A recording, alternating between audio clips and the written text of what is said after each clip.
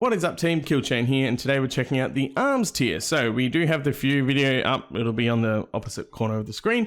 So feel free to check that out if you're interested in my thoughts on the Fury tier. However, today it's all about arms, so we're going to check how it's changed, what's changing with our talent loadouts and everything like that, and moving forward, how it's shaping up. Now, obviously, we don't have any hard confirmed numbers in terms of sims or anything like that to really solidify how we're going to be looking, not only just arms versus Fury, right, comparing the two DPS warrior specs, but how we sit as DPS warriors in general compared to other specs. This will obviously require the actual season to come out and proper testing once, we're able to run the sims properly. However, for now, we're only using sort of anecdotal references and just different things like that. So definitely subject to change, but this gives us a good idea heading into the patch where we really kind of sit, right? So let's jump in and check it out. We obviously have our two-piece. Originally was 10%, has been nerfed down to 5%. Our deep runes have a chance to increase our critical strike chance against the target, as well as that critical damage. Now, deep runes is essentially going to have 100% uptime in all scenarios anyway, both AoE and single target. So for that reason, you can essentially just read this as your critical strike chances increased by 5% and your critical damage is increased by 5%. Cool, yay, happy days. Now, in terms of the deep runes, that's obviously our mastery. The sources will always reflect in the spellbook what you're currently being provided, is providing your deep runes.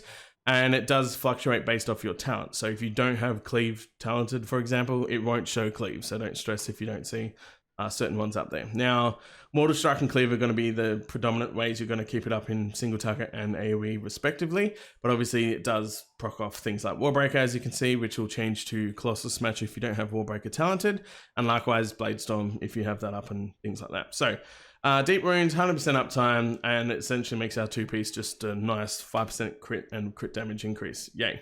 Now, our four-piece was originally designed around our slam and trying to really incentivize slam actually being used, which is a completely dead ability on both Fury and arms at the moment. No one hits slam ever.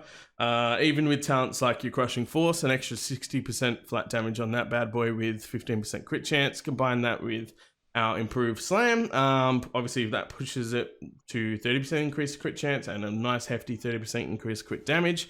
We were critting hard and critting 99+% of the time on our slam. It was really putting in a lot of work there. However, the unfortunate reality was, although it did more than a regular Mortal Strike, it was still doing less than a Mortal Strike crit. So the damage was like, okay.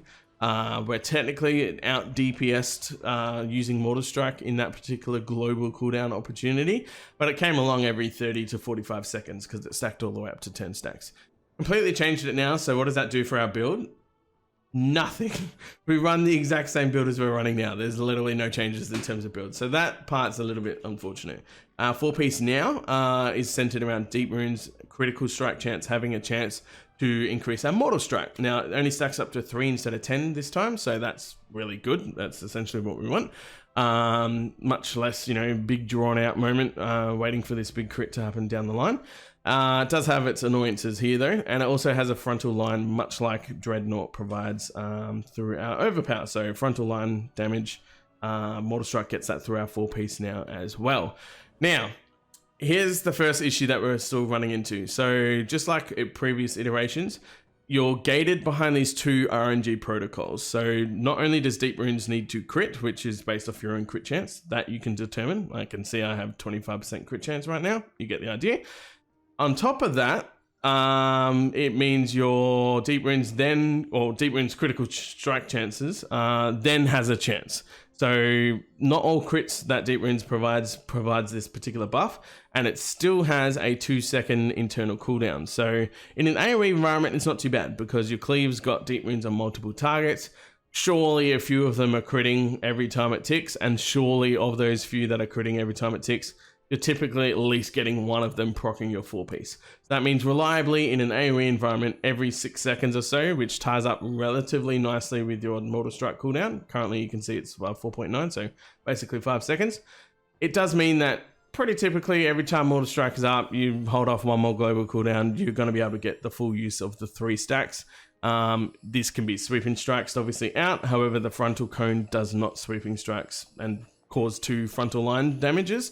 It's still only the one, but the Mortal Strike effect itself obviously hits 2 targets. So in that situation, yeah, it's okay in AoE, but certain numbers start pushing it into the opposite direction, where the damage provided, which is, as you can see, it's only 4.8k. It's not high enough to warrant it being used in a global cooldown, scenario over things like cleave. Like cleave will just hit a lot more targets and just do a lot more value for you in that global cooldown, rather than hitting this mortal strike. If you didn't have, sweeping strikes up, for example.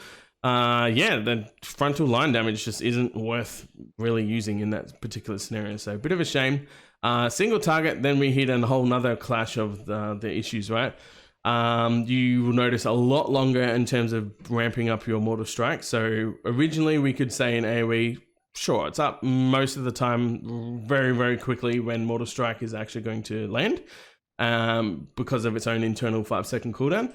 However, in a single target environment, you only have deep runes on one target, and then you're waiting for that deep runes to crit, and then you're waiting for that crit to then provide a 4-piece proc. So in that scenario, you can see here, if I just charge in on the dummy, it's taking a hell of a lot longer to actually see deep runes provide the buff. So we have no buff on us at the moment.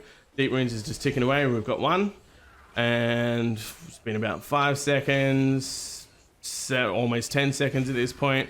Again, deep runes is still on the target. I don't need to worry about anything else except deep runes, right? About to fall off, so I'm going to hit my mortal strike, which completely reset the deep runes. It instantly procced again, so that's good. All right, there we go. We finally got 2. So there we go. In this case, we've got the 3. So that round was pretty quick, but the first round, as you saw, very slow, right? It's super RNG dependent in that you can have a couple of lucky strings of your deep rune crits, and then you can have a horrible, horrible string where you just don't get any of the procs. So in that scenario, it can be quite dicey.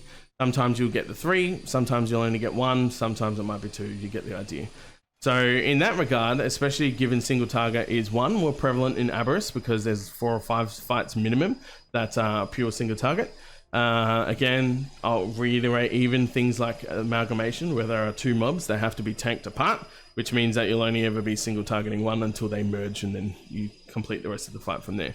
So I'm still counting that as single target. You get the idea. Much like how Terras was single target, but Kurog was kind of also pretty much all just single target. So a lot more single target fights in Aberrus, which is good for arms. It means that, arms generally is higher than Fury for single target. But it means you're completely at odds with the Mortal Strike, right? If it's taking too long to stack up the Mortal Strike, you're incentivized to hold off on it until the 4-piece obviously, stacks all the way up to 3 times to get that extra 30% damage on your Mortal Strike. However, in a single target environment, you just cannot afford to rely on that 3 stacks every time. If you get lucky and, religiously 2-second cooldown, you've been getting the stacks up pretty nicely, then cool, happy days. Whereas, if you don't get lucky, you're sending that Mortal Strike at 1 stack, and it's too bad, so sad. So in that regard, the 4-piece doesn't change any of our talents. It doesn't change any of, the playstyle or what we're incentivized or deemed. We're just going to ignore the 4-piece entirely and just get a free anywhere from 10 to 30% increased damage on our Mortal Strike based on luck, literally luck. And it still suffers, like I said, from that internal cooldown of 2 seconds. Which is fine, because again, in a single target environment, it's not really going to, have much bearing. Whereas in an AoE environment, they're obviously trying to limit, how quickly you can get this thing to stack up. You don't want every Mortal Strike essentially having a full 3 stacks every time. However, that is kind of how AoE plays at the moment. So the internal cooldown is irrelevant and kind of dumb. It only stops us when there's a couple of cleave targets and not a full AoE set. So in that regards, the internal cooldown seems a little bit weird. The frontal line damage is just not enough to make it any reasonable amount to hit in an AoE environment.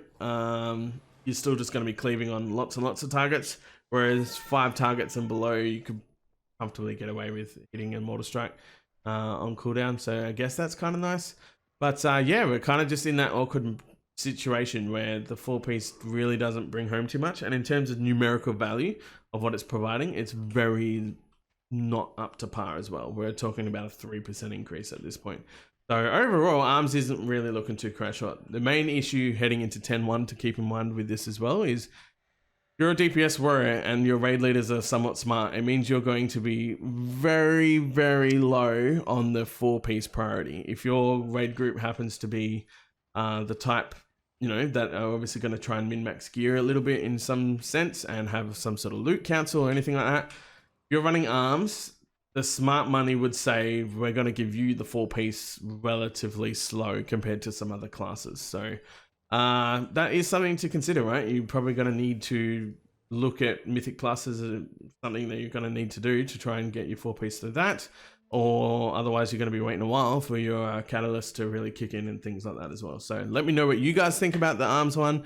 I am glad they moved it away from slam, as much as I did enjoy it and it had some crazy AoE implications where it was hitting a lot. I do think incentivizing slam wasn't the greatest, but this new iteration also has enough problems there. It's like, even if they just boost the number from the 4-piece, it's going to be useful and helpful, and by all means you're still going to do it, but again, it doesn't change anything. We're not changing any of our talents. There'll be no reason to. It just feeds right into the current damage profile and everything of how it all works, and it's set up in a way where we just ignore it, and you kind of just go, okay, well now, unlike Fury, where I at least want to be tracking this stack to hit a bloodthirst or something, yeah, it's just set and forget.